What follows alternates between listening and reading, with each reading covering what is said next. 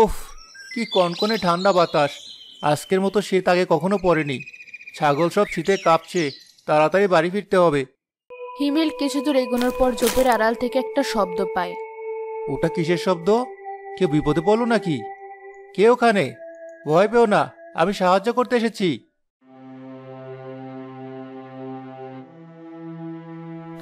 আমার ডানা, আমি উঠতে পারছি না, দয়া করে আমাকে সাহায্য করো। এ কি? আপনি কে? আপনার পাখা? আপনি তো সাধারণ কেউ নন, কিন্তু আপনি আহত। চলুন, আমার বাড়িতে চলুন, সেখানে আপনি নিরাপদে থাকবেন। তুমি ভয় পাচ্ছ না আমাকে দেখে? ভয় কেন পাবো? আপনি তো কোনো হিংস্র প্রাণী নন। আপনি একজন আহত মানুষ, বা যেই হন না কেন। আপনাকে এই অবস্থায় এখানে ফেলে রেখে গেলে আমি নিজেকে ক্ষমা করতে পারবো না। আসুন।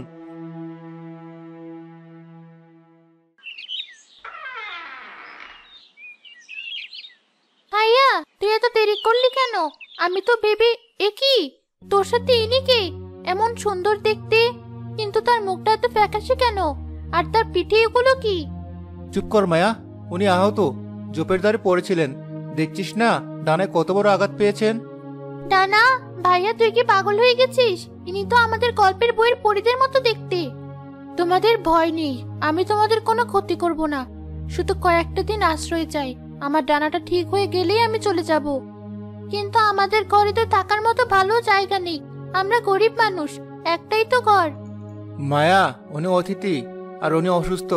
যা আছে তাই দিয়ে সেবা করতে হবে। যা, তাড়াতাড়ি গরম পানি আর পরিষ্কার কাপড় নিয়ে আয়। ওনার ক্ষতটা পরিষ্কার করতে হবে। আচ্ছা, আনছি। কিন্তু গ্রামের কেউ যদি দেখে ফেলে তাহলে কি হবে? মোড়ল জানতে পারলে তোকে আস্ত রাখবে না। কেউ জানবে না, তুই শুধু কাউকে কিছু বলবি না।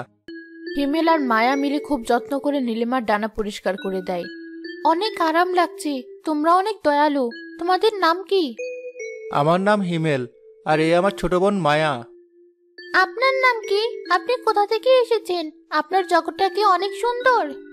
মায়া, থামবি তুই? ওনাকে প্রশ্ন করে বিরক্ত করিস না তো, ওনার বিশ্রাম দরকার। না না, ঠিক আছে। আমার নাম নীলিমা। আমি চাঁদের আলোর দেশ থেকে এসেছি। পথ হারিয়ে ফেলেছিলাম, আর এক ঝড়ের কবলে পড়ে আমি জ্ঞান হারাই। চাঁদের আলোর দেশ? কি সুন্দর নাম! আপনি সুস্থ হয়ে গেলে আমাকে নিয়ে যাবেন সেখানে? আমার জগৎ মানুষের জন্য নয় ছোট বোন, কিন্তু আমি তোমাদের এই দয়া কখনো ভুলবো না। আপনি কোনো চিন্তা করবেন না। যতদিন না আপনি পুরোপুরি সুস্থ হচ্ছেন, আপনি আমাদের অতিথি। আমাদের যা আছে তাই ভাগ করে খাবো। কয়েক সপ্তাহ কেটে যায়। হিমেল আর মায়ের সেবা যত্নে নীলিমা ধীরে ধীরে সুস্থ হয়ে ওঠে।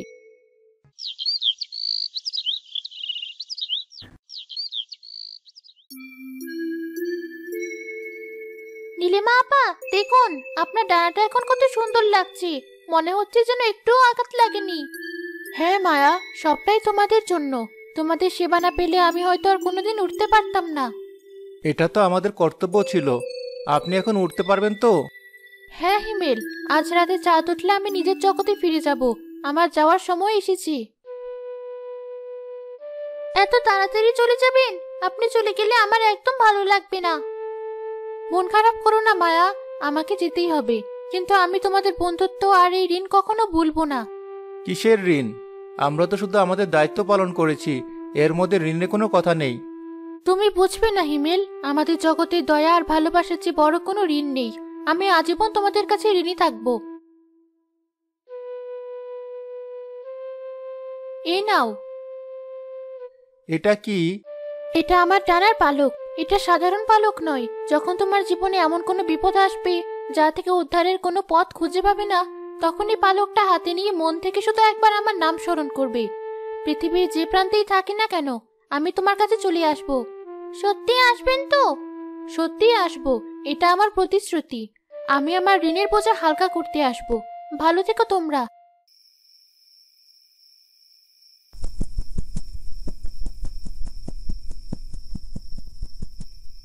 ভাইয়া, পরীটা চলে গেল। হ্যাঁ, কিন্তু সে আমাদের বন্ধু হয়ে রইল। চল এখন ঘুমোতে যাই, কাল সকালে আবার ছাগল চড়াতে যেতে হবে।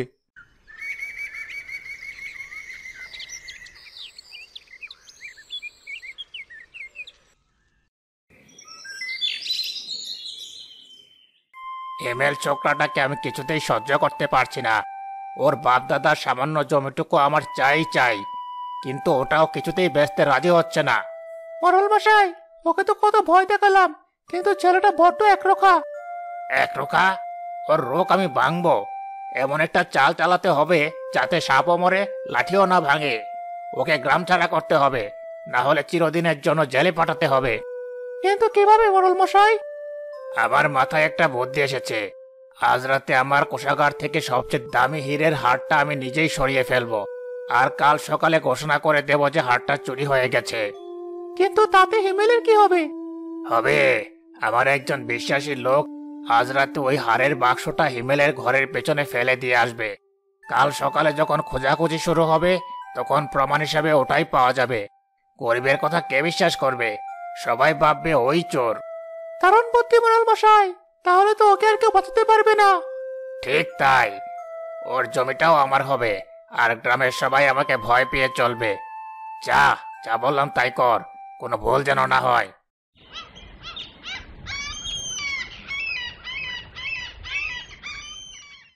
শুনেছিস, মোড়লের কোষাগার থেকে নাকি সবচেয়ে দামি হীরের হারটা চুরি হয়ে গেছে।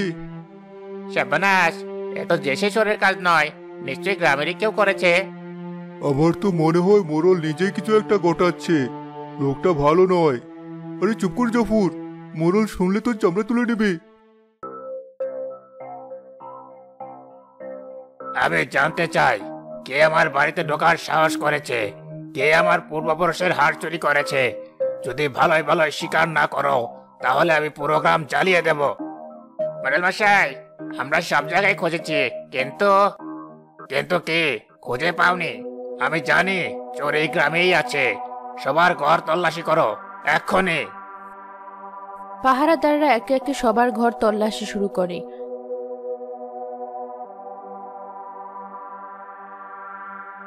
অবশেষে তারা হিমেলের কুঁড়ে ঘরের দিকে এগোয়। আমাদের ঘরে কেন?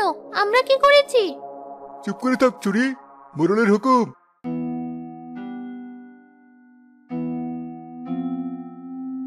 কিছুক্ষণ খোঁজার পর একজন পাহারাদার ঘরের পেছন থেকে একটা বাক্স নিয়ে আসে। মোড়ল মশাই, পেয়েছি। এই তো হারের বাক্সটা। এটা হিমেলের ঘরের পিছনে মাটির নিচে পোতা ছিল। এ হিমেল, তুই? আমি তোকে নিজের ছেলের মতো দেখতাম, আর তুই আমার বাড়িতেই চুরি করলি? এত বড় অকৃতজ্ঞ! আমি চুরি করিনি মোড়ল মশাই, আমি কসম করে বলছি, আমি কিছু জানি না। এটা একটা ষড়যন্ত্র। আমার ভাইয়া চোর নয়, আপনারা মিথ্যে কথা বলছেন। চুপ কর বেয়াদব মেয়ে, প্রমাণ হাতে পাওয়ার পরও বড় বড় কথা। পাহারাদার, বেঁধে ফেলে চোরকে। কাল সকালে গ্রামের মাঝখানে এর বিচার হবে। ওকে এমন শাস্তি দেওয়া হবে যা দেখে আর কেউ ভবিষ্যতে চুরি করার সাহস করবে না।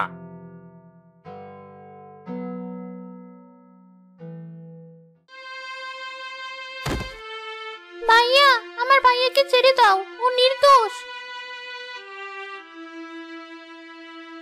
কাঁদিস না, আমি জানি হিমেল এমন কাজ করতে পারে না, কিন্তু মোড়লের বিরুদ্ধে কথা বলার সাহস আমাদের নেই। তাহলে কি আমার ভাইয়ার কিছুই হবে না? ওকে ওরা মেরে ফেলবে। সৃষ্টিকর্তা, আমি কি করব? কাল সকালে আমার বিচার হবে। মোড়ল আমাকে মিথ্যা অপবাদে হয় মৃত্যুদণ্ড দেবে, নয়তো গ্রাম থেকে তাড়িয়ে দেবে। মায়ার কি হবে? ও একা কিভাবে থাকবে? কোনো পথ দেখতে পাচ্ছি না আমি। হঠাৎ হিমেলের মনে পড়ে যায় নীলিমার কথা, তার দেওয়া সেই নীল পালকটার কথা। পরি, নীলিমা, তুমি বলেছিলে খুব বিপদে বলে তোমাকে ডাকতে। এর চেয়ে বড় বিপদ আমার জীবনে আর আসেনি। আমি জানি না তুমি আমার ডাক শুনতে পাবে কিনা, জানি না তুমি আসবে কিনা, কিন্তু তুমি আমার শেষ আশা।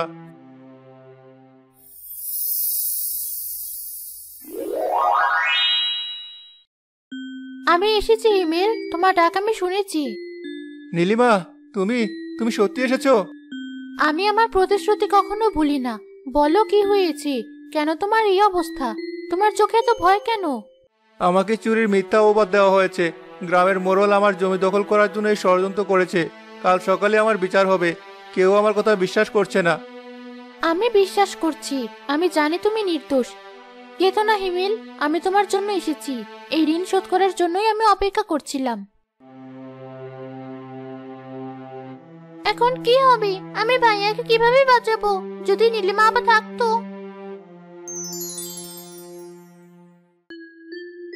নীলিমা আপা, আপনি আপনি এসেছেন? হ্যাঁ মায়া, আমি এসেছি। হিমেলের ডাক শুনে এসেছি। এখন কান্নার সময় নয়, তোমার ভাইয়ের জন্য আমাদের লড়তে হবে। কিন্তু আমরা কি করব? মোরলের অনেক ক্ষমতা, তার বিরুদ্ধে কেউ যেতে পারবে না। ক্ষমতা সত্যের চেয়ে বড় নয় মায়া, আমার কাছে জাদুর শক্তি আছে, আর তোমার কাছে আছে সাহস এবং বুদ্ধি। আমরা দুজনে মিলে তোমার ভাইকে মুক্ত করবই। কি করতে হবে বলুন, আমি সব করতে রাজি। প্রথমে আমাদের আসল হীরের হারটা খুঁজে বের করতে হবে। মোরল নিশ্চয়ই ওটা কোথাও লুকিয়ে রেখেছে। তুমি কি আন্দাজ করতে পারো সে কোথায় ওটা রাখতে পারে? মোরলের একটা পুরনো বাগান বাড়ি আছে গ্রামের বাইরে, সেখানে কেউ যায় না। ওটা খুব ভুতুড়ে জায়গা বলে সবাই জানে। হতে পারে ওখানে কিছু লুকিয়ে রেখেছে। চলো তাহলে, আমাদের হাতে বেশি সময় নেই। সকাল হওয়ার আগেই আমাদের প্রমাণ জোগাড় করতে হবে। আমার খুব ভয় করছে নীলিমা আপা, জায়গাটা কেমন অন্ধকার আর থমথমে। ভয় পেও না মায়া, আমি তোমার সাথে আছি। আমার জাদুর আলোয় আমরা সব দেখতে পাবো। নীলিমার ইশারায় তার চারপাশ থেকে একটা নীল আলো ছড়িয়ে পড়ে। সেই আলোয় তারা বাগান বাড়ির ভেতরটা স্পষ্ট দেখতে পায়। চলো ভেতরে যাই, আমাদের খুব সাবধানে থাকতে হবে। এখানে তো কিছুই নেই, শুধু পুরনো ভাঙা আসবাবপত্র। চোখ দিয়ে যা দেখা যায় সবসময় তা সত্যি হয় না। আমার মনে হচ্ছে এখানে কোনো গুপ্ত জায়গা আছে। এই দেয়ালটা দেখো, বাকিগুলোর চেয়ে আলাদা লাগছে।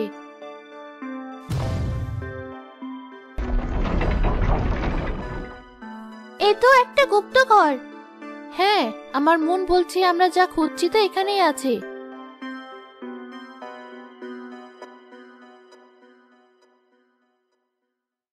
পেয়ে গেছি, এই তো সেই হীরার হার। এখন আমরা ভাইয়াকে বাঁচাতে পারবো। শুধু হারটা পেলেই হবে না মায়া, আমাদের প্রমাণ করতে হবে যে এটা মোরলি এখানে লুকিয়ে রেখেছে। আমাদের এমন কিছু করতে হবে যাতে গ্রামের সবার সামনে তার মুখোশ খুলে যায়। কিন্তু কিভাবে? আমরা যদি বলি এটা এখানে পেয়েছি, মোরল বলবে আমরাই চুরি করে এখানে রেখেছিলাম। তার ব্যবস্থা আমি করছি। আমার কাছে একটা পরিকল্পনা আছে, কিন্তু তার জন্য তোমার সাহায্য লাগবে। তুমি কি পারবে সাহসের সাথে গ্রামের সবার সামনে কথা বলতে? নিজের ভাইয়ের জন্য আমি সব পারবো, বলুন আমাকে কি করতে হবে? নীলিমা মায়াকে তার পরিকল্পনা বুঝিয়ে বলে।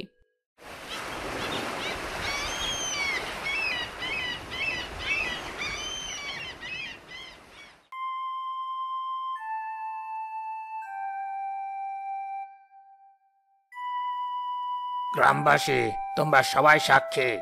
এই হিমেল আমাদের গ্রামে চুরি করে কলঙ্ক লেপে দিয়েছে। আমি এর কঠিনতম শাস্তি চাই। আমি রায় দিচ্ছি, এর সমস্ত সম্পত্তি বাজেয়াপ্ত করা হবে এবং একে চিরদিনের জন্য এই গ্রাম থেকে নির্বাসিত করা হবে। থামুন মোরল মশাই। কি চাস তুই? তোর চোর ভাইয়ের জন্য দয়া ভিক্ষা করতে এসেছিস? কোনো লাভ হবে না। আমার ভাই চোর নয়, আর আমি দয়া ভিক্ষা করতে আসিনি। আমি প্রমাণ করতে এসেছি যে আসল চোর কে। প্রমাণ? তোর কাছে কি প্রমাণ আছে? আমার কাছে প্রমাণ আছে যে আপনি হার চুরি করে আমার ভাইয়ের উপর দোষ চাপাচ্ছেন। আসল হারটা আপনার পুরনো বাগান বাড়ির গুপ্ত ঘরে লুকানো আছে। মোরলের মুখটা মুহূর্তের জন্য ফ্যাকাশে হয়ে যায়, কিন্তু সে নিজেকে সামলে নেয়। কে বললি বেয়াদব মেয়ে? আমার বিরুদ্ধে এত বড় অপবাদ! তোর কি মাথা খারাপ হয়ে গেছে? এই পাহারাদার, ওকে এখান থেকে নিয়ে যা। যদি আমার কথা মিথ্যা হয় তাহলে আমাকে শাস্তি দিবেন, কিন্তু তার আগে আপনাকে প্রমাণ করতে হবে যে আমি মিথ্যে বলছি। চলুন সবাই মিলে আপনার বাগান বাড়িতে যাই। যদি সেখানে হার না পাওয়া যায় তাহলে আমার ভাইয়ের সাথে আমাকেও যা খুশি শাস্তি দিবেন। মায়ার কথায় যুক্তি আছে মুরল মশাই। একবার গিয়ে দেখতে তো কোনো ক্ষতি নেই, সত্য মিথ্যা প্রমাণ হয়ে যাবে। কোনো দরকার নেই, আমি এই মেয়ের কোনো কথা শুনতে চাই না।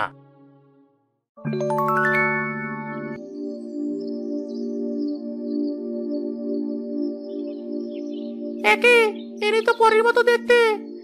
আসমান থেকে নেমে এলেন নাকি? আমি সত্যি সাক্ষী দিতে এসেছি। এই মেয়েটি সত্যি কথা বলছে। মোরলি আসল অপরাধী।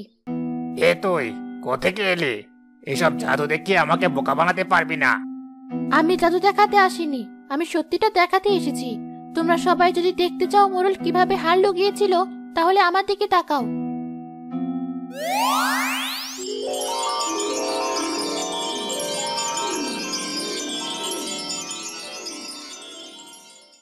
এ তো মোরল, তার মানে হিমেল নির্দোষ। আমরা প্রথম থেকেই জানতাম মোরল একটা শয়তান। না, এটা মিথ্যে, এটা জাদু, আমি কিছু করিনি। তোমার পাপের প্রমাণ এখনো শেষ হয়নি মোড়ল। নীলিমা তার হাতের ইশারায় বাগানবাড়ি সে গুপ্ত করে সিন্দুকটা বিচার সবার মাঝখানে নিয়ে আসে। সিন্দুকটা নিচ থেকেই খুলে যায় এবং হীরের হাটটা সবার সামনে বেরিয়ে আসে। ধরো, ও শয়তান মোরলকে ধরো, ও আমাদের সাথে এতদিন ধরে প্রতারণা করেছে। নীলিমা, তুমি আমার জীবন বাঁচালে। তুমি শুধু আমার জীবন নয়, আমার সম্মানও ফিরিয়ে দিলে। আমি এই ঋণ কিভাবে শোধ করব? তোমার ঋণ তো আমি শোধ করলাম হিমেল। তুমি আর মায়া সেদিন আমাকে আশ্রয় না দিলে আমি হয়তো মরেই যেতাম। আজ তোমাদের বিপদে পাশে দাঁড়াতে পেরে আমার নিজেকে ধন্য মনে হচ্ছে। আমার ঋণ শোধ হলো। আপনি আমাদের বন্ধু নীলিমা আপা, বন্ধুত্বের মধ্যে কোনো ঋণ থাকে না। ঠিক বলেছ মায়া, এখন তোমাদের আর কোনো ভয় নেই। এই গ্রামের মানুষ তোমাদের সম্মান করবে, আর ওই মোড়ল তার পাপের শাস্তি পাবে। গ্রামবাসীরা মোড়লকে বন্দি করে নিয়ে যায়। এখন আমাকে যেতে হবে। আমার জগতের নিয়ম আমি ভাঙতে পারি না। আবার আসবেন তো? হয়তো আসবো, বন্ধু হিসেবে দেখা করতে। তবে বিপদের দিনে ডাকার আর প্রয়োজন হবে না। তোমরা এখন নিজেরাই নিজেদের রক্ষা করতে পারবে। তোমাদের দুজনের মধ্যে যে সাহস আছে, সেটাই তোমাদের সবচেয়ে বড় শক্তি। ভালো থেকো।